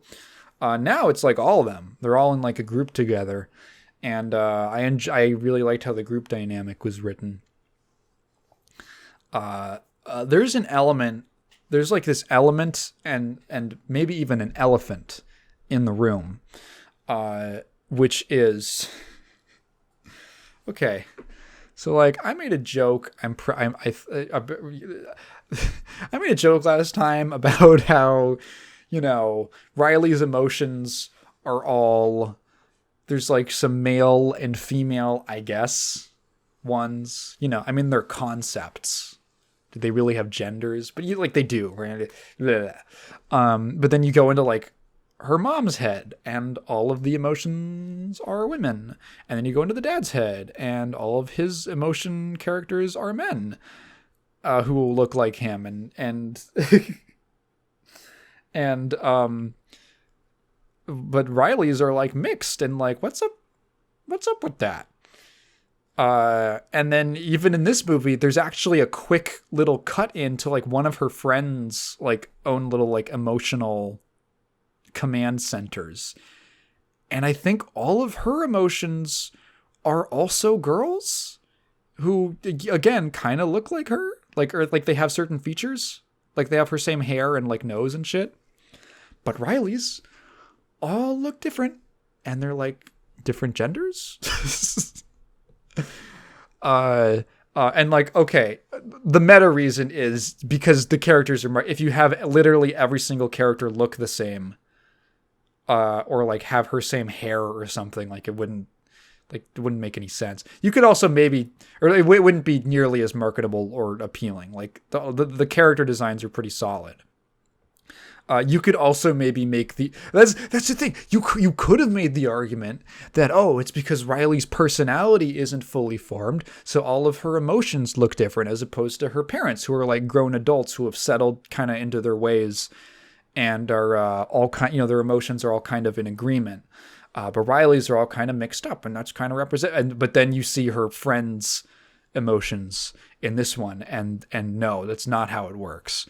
So again, it's like, what's up with that? In universe, what's up with that? And then in this one, they also have, it's like way stronger in this movie, where they have there's like an opening montage about like all the different ways, all the different changes Riley's gone through, and how like she's growing up and she's getting taller, and some of her clothes don't fit her. And she had that like rainbow, that like long sleeved rainbow shirt from the first film. And it's like, it's a little too small for her. She's got to get a new shirt. And she's like, oh no, this is my favorite shirt. The rainbow shirt. And then it just struck me in the theater. When they're walking up to this camp, and I just go like, I look at Kat, I'm like, straight girls don't play hockey, right? Like, come on now. I'm sure there's like a couple, right? If there's a straight girl playing hockey, that would be like when remember when Kat, I fucking forever ago, remember when Kat did that modeling thing for Macy's, and it was like a Pride Month LGBT thing, and I had that whole story about how I was the only person who brought a +1, or she was the only person who brought a +1, that being me, and I was like the only guest in like the backstage like green room beforehand, and I was just around all of these gay people, And I felt like that scene in like Wolfenstein when BJ has to pretend to be like a Nazi, like he has to pretend to be a German, and he's speaking like broken shitty German that he knows. He's like behind enemy lines. That's how I felt. If I was a straight girl on a women's hockey team, I think that would be a very similar experience. Like, haha, yeah, dude. I love Mitski. No, like she's great. Yeah, dude. Like, what my washing machine heart. And like you look at these girls who are like on the, these cool high school girls, and you're like,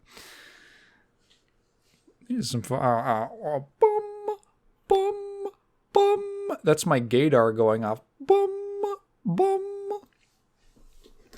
The lesbian alert. Lesbian alert. It's not even close. And there's like. And there's one point where the main character, the emotion characters, get locked up by like the fucking mind police, and they take them to like the deep dark secrets, or the what is it? It's like the memory. What is it? What, like repressed memories or something, and they put them in like, that's when they put them in the jar. And Fear says, like, I love being in the jar. And we were like, what did you mean by that? And they're like in this vault with these things that Riley, like, oh, it's too cringe. She doesn't like admitting that, she still likes like a preschool show or something. Where it's like, okay, that's fine. It's like, that's a very 12-year-old thing. No, I'm too old for that. I'm too old for a preschool show. But there's like this one thing, there's like this giant cloaked monster thing, which is her deep, dark secret. And I was like, I looked at Kat and I was like, dude, you're thinking what I'm thinking, right? Like, and in the post-credits scene, Joy finds the dark secret guy again, and she's like, "What's the I'm going to spoil the post-credit scene for Inside Out 2 that has like, it's not a sequel hook or anything. It's just like a little gag. She's like, "What's the big secret?" And that felt like the moments leading up to it felt like an eternity. It felt like an eternity. I was like, okay, it's going to hold up a flag. It's either going to be a rainbow, it's going to be the Cellar colors, if you know what I'm talking about, or it's going to be the Italian flag. And then it's none of those, and it's just some fucking like, oh, I burned a hole in the rug. And I was like, dude, he better be lying. That better be lying, right? Better be lying. That girl is gay. That girl is gay.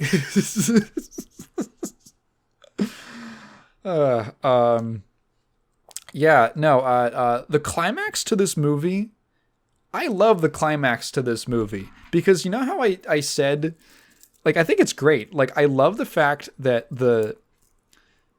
I said that the stakes are so small scale, but they feel so big. The climax of this movie is they're doing like a scrimmage, which like it fucking doesn't matter. But Riley has built, because of the anxiety, she's built this scrimmage up in her mind as like, this is the most important, even it's literally just like a practice game. This is the most important thing ever. And this is going to determine if the coach likes me and if she's going to put me on the team and if I'm going to be cool and if I'm going to have friends in high school. And then I won't die alone and be a total loser. And she's getting like, she makes they're doing like, okay, go to the left side to be on this team and go to the right side to be on the other team. And her friends go to the left side and the cool high school girls are on the right side. And I'm like, and Riley's in the middle. And I'm like, bro, Riley, Riley, come on. Riley, don't do it. And she goes to the right. She abandons her friends. And I was like, oh, I was really I was like, no. I was like, oh, bitch, you bitch. Oh, sweetheart. And she's convinced, she's built up this event so much in her head that she just starts like being uncool, and she's like being really aggressive on the ice, and everything comes to a head when she just fucking checks her friend, right? Like her friend, she's fighting her for the puck. She just fucking blasts her, and her friend like fucking spins out and hits the ice, and she's like, oh fuck. She doesn't even get like really hurt. She's just it's just like, oh, what the fuck. And Riley gets like a penalty because the coach is like, dude, what the fuck. And she goes back to the penalty box. And this is a situation, right? You take a step back, especially as an adult, and you're like, this is a situation that could be solved with like 5 minutes of just a breather and just like an apology. Just like, dude, I'm sorry. I got really into it. I've been an asshole. I'm really sorry about that. But she's like a child, right? And it's great because it's such a tiny, honestly, like it doesn't have to be a big deal, but it's like the biggest deal in the world. The consequences of this are so magnified. She didn't die. She didn't break any bones. She got a little scuffed. But Riley goes to the penalty box and she has a full on, I'm happy to say, guys, I'm happy to inform you, there is a realistic depiction of a panic attack in this movie. But it was good. I've talked about this. This is like, okay, there's like a little bit of like a meme around like LOL kids movie with a realistic depiction of a panic attack. And I think that there's like definitely a cynical interpretation of like what it's like a trope now. I guess. But if I'm going to be real, I'm like, I think it's probably a good thing. I'm saying that as someone who had like a serious anxiety problem for a really long span of time. Like ever since I was the first time I had an anxiety attack, I was like 5 years old. And it took me until I was 19, I think 18 or 19 to realize that I had been having panic attacks my entire life. Because like I had never seen one. I had never seen a realistic depiction of a panic attack. It's just not a thing that's really been represented a lot. And haha, you can make like a haha what another panic attack in a kid's movie, but like genuinely, if there's a kid who has that, if you never had one, a panic attack is like. It is, even thinking about it sucks ass to think about, to like try to describe it, right? You feel like you're going to die. You feel like you're dying. It is, I could go into like excruciating detail about how, I'm struggling to find like a word. Abysmal it is. Like how bad of an experience it really is to have one. And if there's I think if there's like a single kid who can see one of these movies and be like, oh, I'm like that, I have that. And you can catch that shit before it becomes a problem. Good. I would much rather have known that I had a problem, when I was like 13 as opposed to 19. That's a long time. That's a long time to go having that. So it's like, yeah, is it becoming a little bit of a trope? I guess. But I don't mind it. I appreciate it. And I like the way that it was depicted in this movie, especially because, I mean, if there's going to be a movie that is able to, like, depict a panic attack in a kind of interesting, like, metaphorical way. This is literally the movie to do it because it's like the premise. And I like the way that it's presented, where the anxiety emotion, the character is just like doing the like the flash cyclone thing, where she's just speeding around the console so fast that it's like a blur. And Joy like tries to walk in and like stop her. And I actually really do like the visual where she's going so fast that she looks like she's in like 100 different places, like in a whole swirl, like literally like a whirlwind around the console.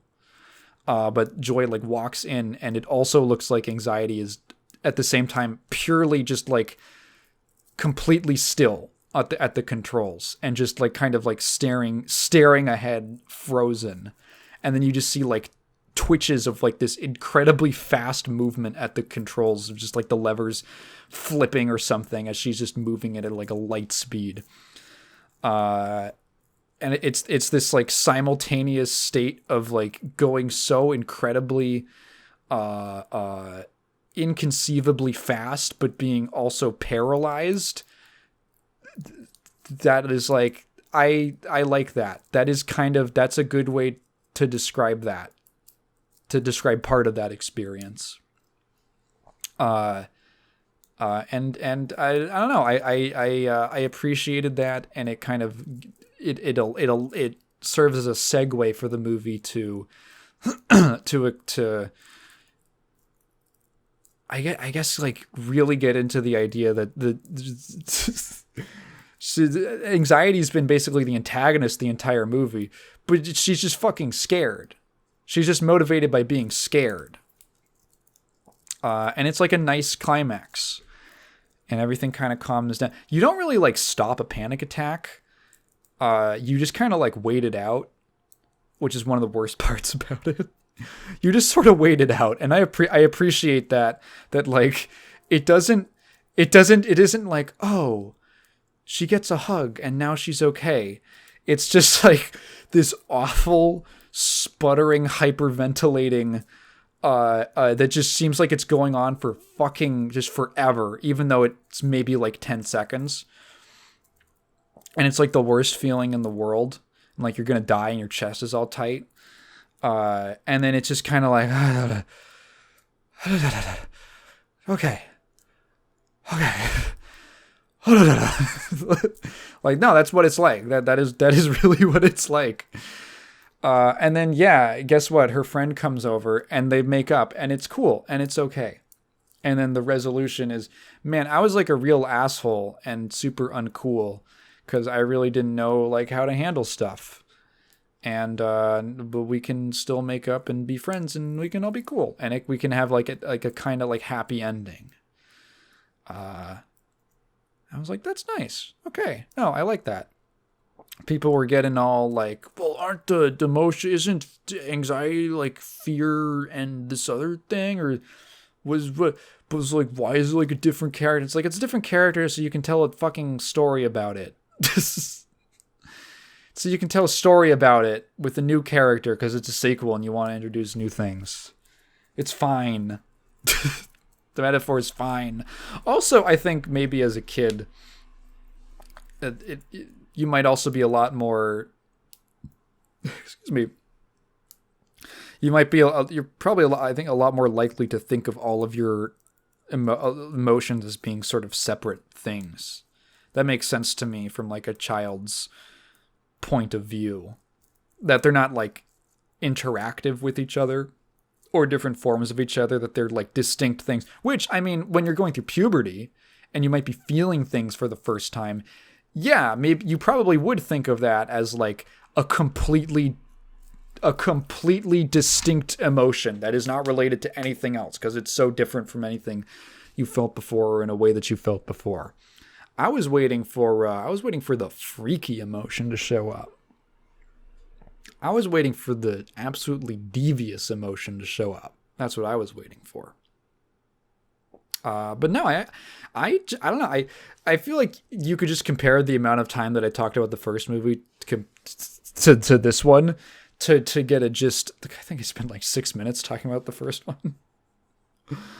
No, I found this one a lot more interesting. I liked a lot of the concepts. I liked the conflict. The movie is just constant conflict. It is like consistently. I thought it was really engaging because you're just like biting your nails about how she's gonna embarrass herself next. Just like I've been on the other end of that. I had a friend who was like I had like a really close, like the first friend I ever like really made after, not counting like the people I literally grew up with. Like when I was a kid, I had like one friend who we'd been like the same play groups and shit. But I didn't like really have that many friends in like kindergarten. I didn't, not really. And then when I went to, and then I transferred to like a K through 8 when I entered the first grade, and I didn't have any friends there for like 5 years. And the first friend I made, we were really close. We were really close. And we had our own friend group. And I still talk to the other people from that friend group pretty regularly. And some more than others, but like I was still in contact with it, and we're all still cool, even though like I moved and everything. But that first friend I made just stopped talking to all of us. Just completely stopped talking to us when we all went off to high school. And it was like, what the hell? I thought, what? Like, why? I thought we were like really good friends. That shit just happens. I'm sure a lot of people have had experiences like that with like, why did we have to stop being friends? And, or maybe you've done that. And I don't know, maybe you feel bad about it. Who knows?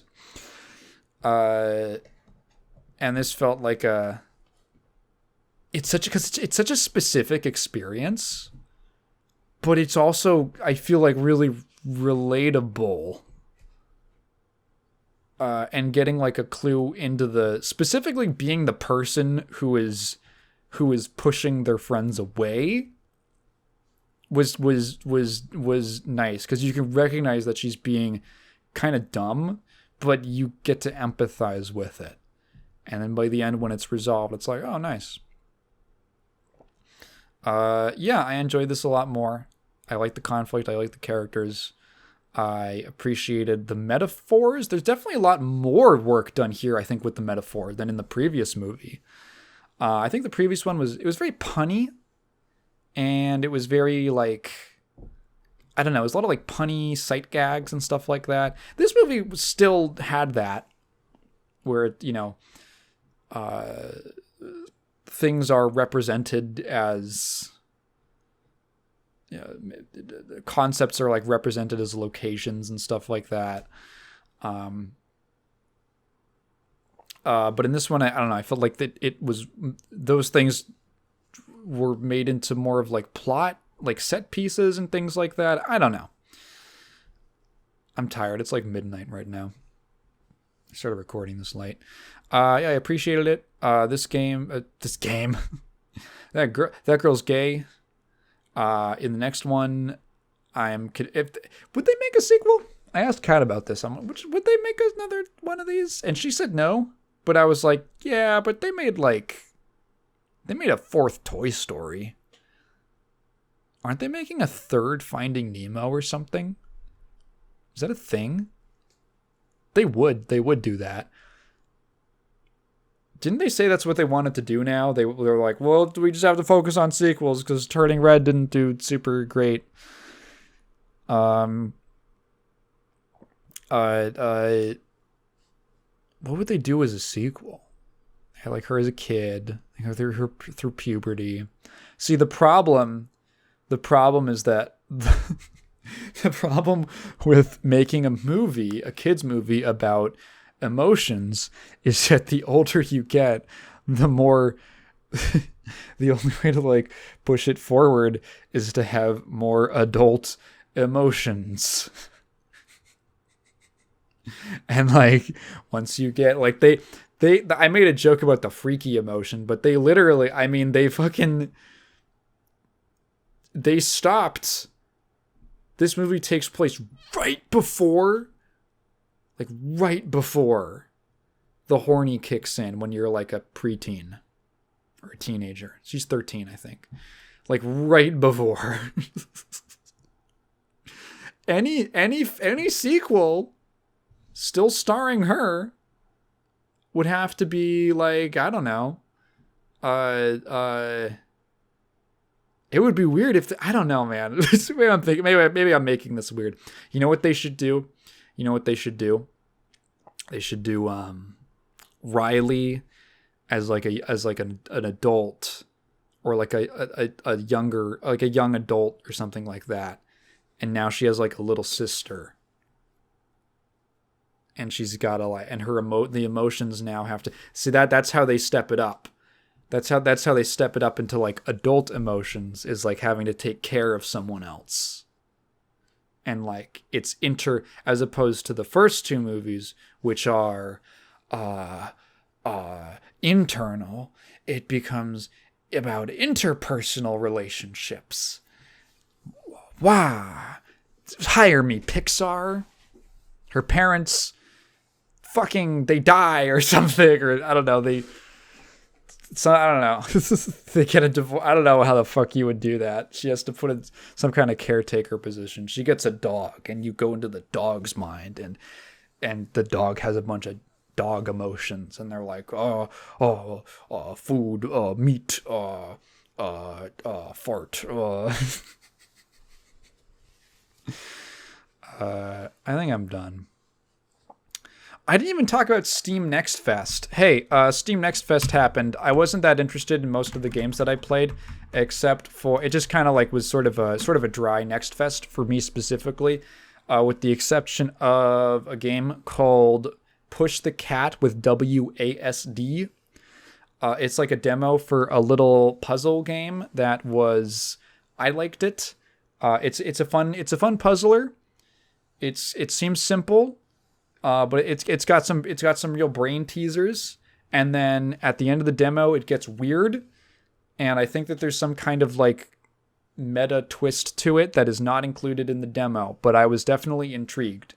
So check it out. Push the Cat with WASD. It's a game about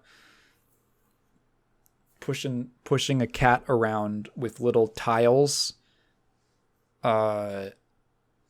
But the tiles can only move in a specific direction, so you check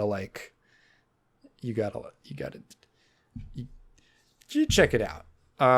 Check out the System Shock video.